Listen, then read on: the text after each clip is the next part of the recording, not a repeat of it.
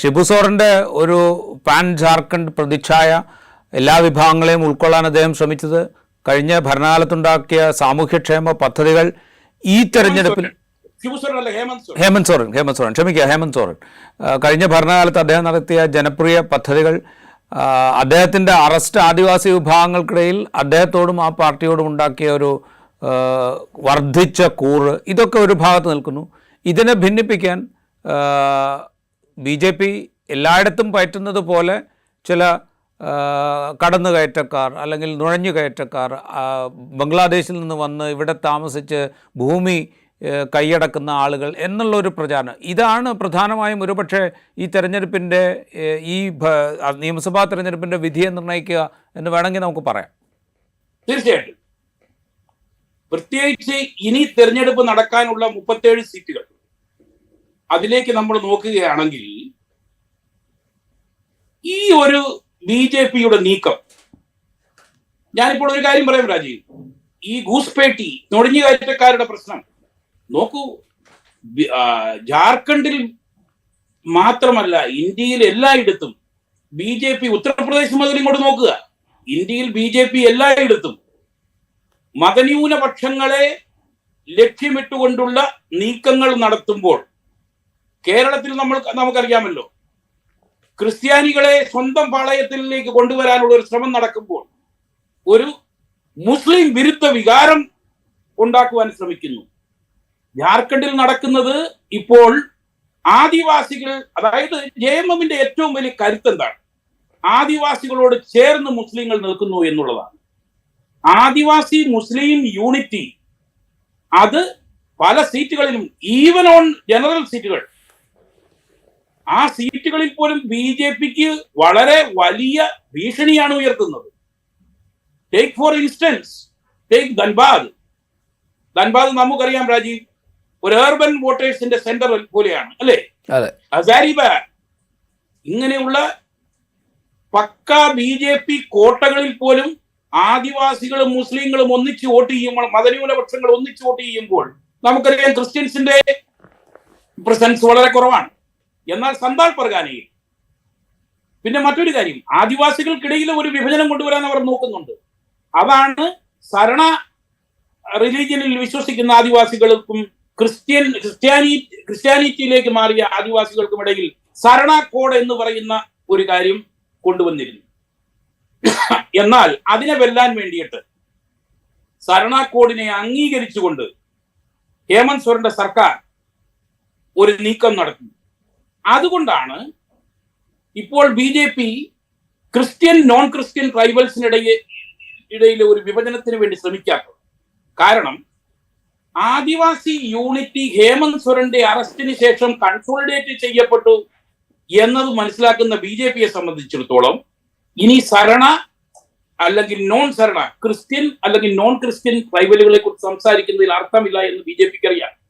അതുകൊണ്ടാണ് അവർ ചെയ്യുന്നത്, JMMന്റെ കഴിഞ്ഞ ഒരു യുഗം, ആ യുഗത്തിൽ സന്താൾ പർഗാനയിലെ ആദിവാസികൾ പ്രത്യേകിച്ച് JMMനോടൊപ്പം നിന്ന ഒരു കാലഘട്ടത്തിലേക്ക് JMMനെ പറഞ്ഞയക്കാനുള്ള BJPയുടെ ഒരു ശ്രമത്തിന്റെ ഭാഗമായാണ് മതന്യൂനപക്ഷങ്ങൾ ഒരു കാരണവശാലും ആദിവാസികളുമായി ചേർന്ന് ആദിവാസികൾ ഒരിക്കലും മതന്യൂനപക്ഷങ്ങളെ സ്വീകരിക്കാതിരിക്കാനും സന്താൾ പർഗാന പോലെയുള്ള ട്രൈബൽ ഹാർട്ട്ലാൻഡിൽ നിന്നും അവരെ ഒറ്റപ്പെടുത്താനുമുള്ള നീക്കത്തിന്റെ ഭാഗമായി ഗൂസ്പേട്ടി ബംഗ്ലാദേശി മുദ്രാവാക്യങ്ങളുമായിട്ട് വരുന്നത്.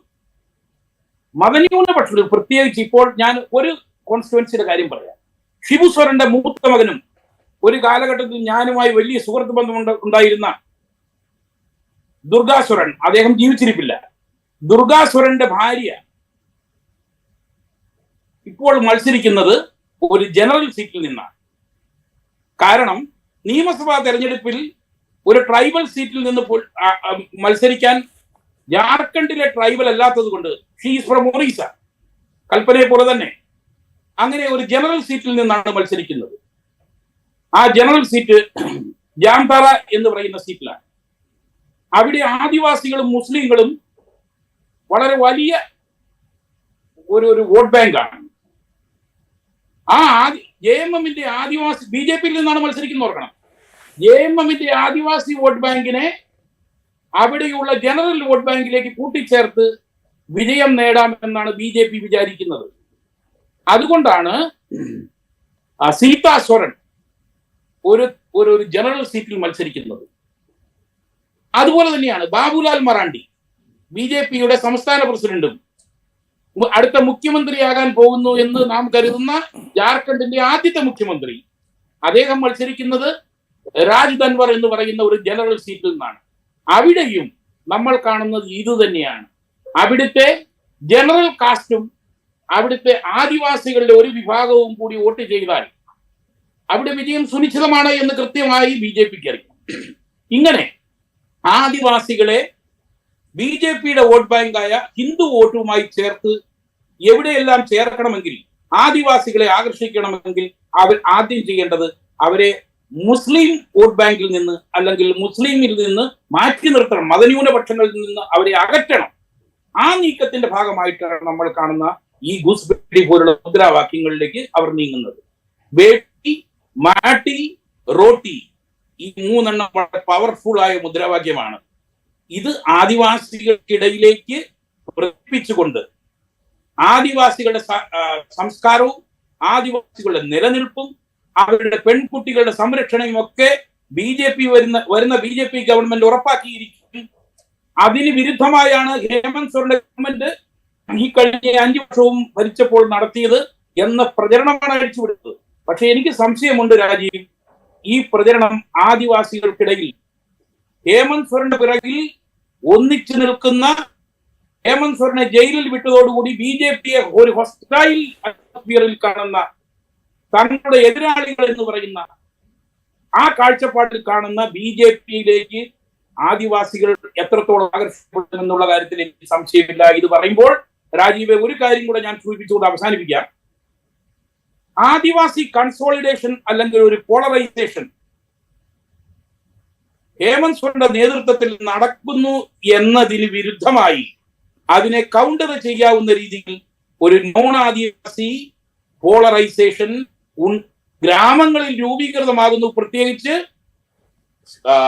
സിംഗ്ഭൂമിലെ ഏർബൻ വോട്ടേഴ്സിനിടയിൽ, അതായത് east Jamshedpur and west Jamshedpur, അതുപോലെ തന്നെ കൊട്ക പോലുള്ള കോൺസ്റ്റിറ്റ്യുവൻസിൽ ആദിവാസികൾ അല്ലാതുള്ളവർ, പലാമു ഡിവിഷൻ,